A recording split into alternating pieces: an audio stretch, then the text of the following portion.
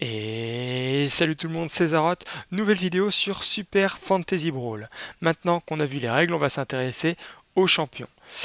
Normalement, je ferai 2 champions par vidéo, mais pour celle-ci, je vais vous parler du premier champion qui s'appellera Derin, et je vais également vous parler, excusez-moi, de tableau que j'ai créé sur Google Sheet. Donc c'est un tableau récapitulatif des stats qu'on va pouvoir trouver sur les cartes des champions, ce qui va nous permettre de connaître leurs forces, leurs faiblesses, et on va essayer ensuite de les classifier.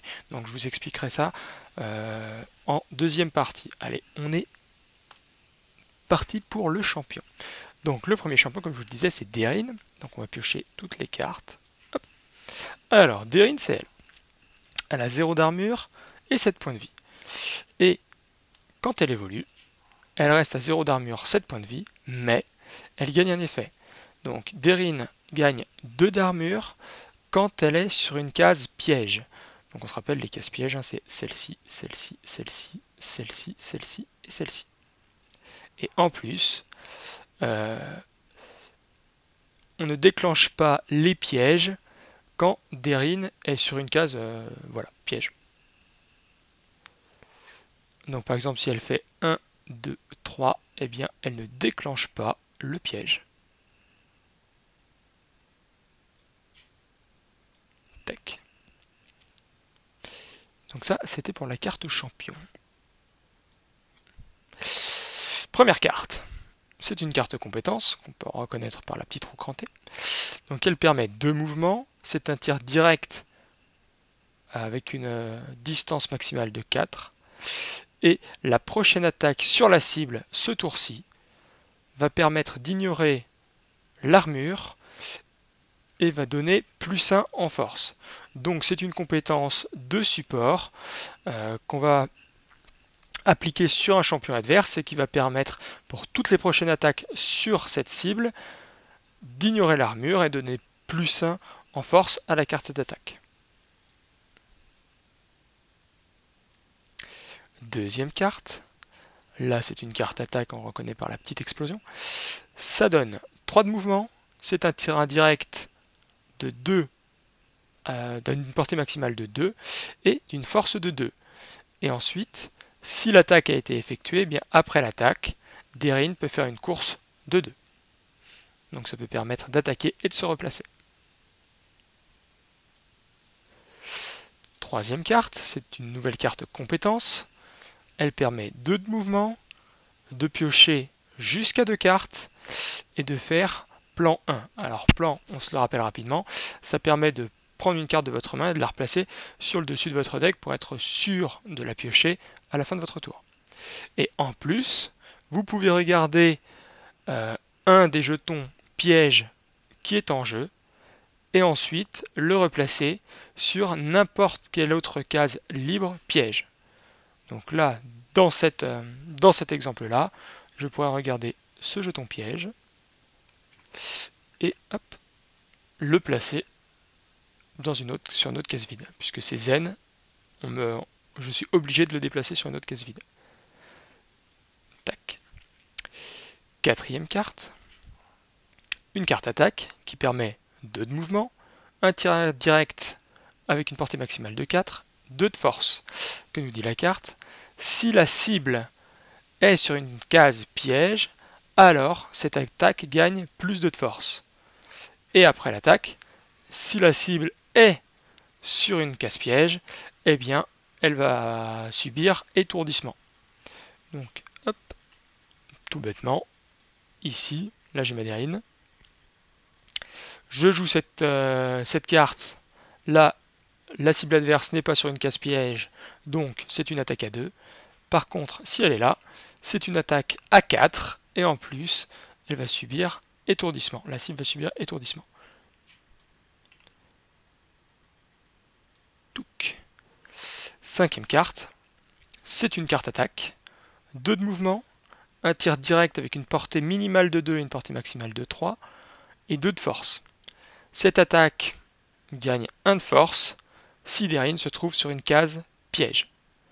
Et en plus, après l'attaque, pousser 1, ou alors pousser 2 si Derin est sur une case piège. Donc bien entendu, là, Madérine est sur une case piège. Effectivement. Donc c'est une attaque à 3 de force qui va faire un poussé 2. Par contre, ici, Madérine n'est pas sur une case piège. Donc c'est une attaque avec une force de 2 avec un poussé 1 simplement. Et enfin, sa carte réaction. Donc ça va donner plus 1 d'armure. Et après l'attaque donc de l'ennemi, placer Dérine adjacent à l'attaquant. Donc si l'attaque se fait sur Dérine, eh bien elle gagne un point d'armure. Et ça nous permet de placer Dérine dans une case adjacente à l'attaquant. Donc ici c'était lui. Par contre, admettons que ce champion attaque Dougroun. Eh bien c'est Dougroun qui va prendre le plus 1. Par contre, je peux, si je le désire, placer Dérine adjacent, sur une case adjacente, à l'attaquant. Donc ça me permet potentiellement de repositionner ma Dérine loin. Par exemple, si elle était là et qu'il y avait 2 ennemis ici, donc je me suis dit, oula, elle va prendre très très cher. Là, grâce à cette réaction, hop, je la déplace et je la replace. Donc ça, c'était les cartes de Dérine. Donc on va les replacer un petit peu mieux pour que je vous explique ensuite le tableau si on a besoin. Voilà. Si on a besoin de retourner sur les cartes. Tac. On va zoomer un petit peu. Voilà, on n'aura pas besoin de la carte. Si peut-être. On va la mettre là. Et on passe au tableau. Alors, le tableau. Tac. Tac. Et tac. Oh, j'aurais pas dû mettre le plein écran. Bon, c'est pas grave. Donc, voilà comment se présente le tableau. Je vous montre rapidement. Là, vous avez un glossaire pour retrouver toutes les notions qu'il va y avoir ici que je vais vous expliquer. Vous retrouvez également les règles, donc le mot-clé en français, le mot-clé en anglais, et un résumé de la règle ou la règle que j'ai recopiée. Alors, comment se construit mon tableau? Donc, on a ici le nom des champions, classique. J'ai mis les 6 champions de la boîte de base et ensuite, ils sont par extension. Donc on commence par le nombre de points d'armure, de base et évolué. Pareil pour les points de vie, de base et évolué. Donc là ça ne change pas. Elle a 0 d'armure et elle a 7 points de vie. On sait qu'elle peut avoir 2 d'armure sous condition, mais du coup les conditions des champions évolués apparaîtront pas dans ce tableau. Ensuite, elle a 11 mouvements de base, donc c'est pour ça on ne va pas mettre en plein écran. Donc on peut voir 2 plus 3, 5, plus 2, 7, plus 2, 9, plus 2, 11. Elle a bien 11 mouvements de base. Elle a bien une carte qui lui permet de faire une, ici, course 2, même si elle est après l'attaque et qu'elle a une condition. Là, je m'en préoccupe pas. Course 2, donc je rajoute. Elle n'a pas de saut, elle n'a pas de piqué. Elle a donc un total de mouvement de 13. Là, quand il y a une petite étoile, c'est le nombre de cartes présentes dans le deck. Donc là, elle n'a pas de carte que j'ai appelée mouvement support, donc qui permettrait de déplacer avec une course, un saut ou un piqué un adversaire ou un de ses propres alliés. Ensuite, au niveau de la force, de base, ces cartes d'attaque, il y a une force de 6. On a bien 2, plus 2, plus 2.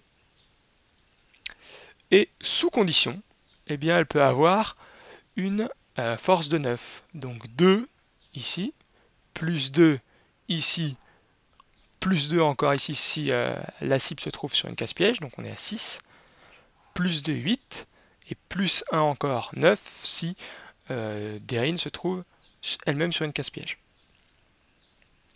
Donc 6 minimum, 9 maximum, même s'il y a des cartes bien sûr qui pourront être dans le futur de même couleur, donc impossible de les jouer toutes dans le même tour, mais voilà.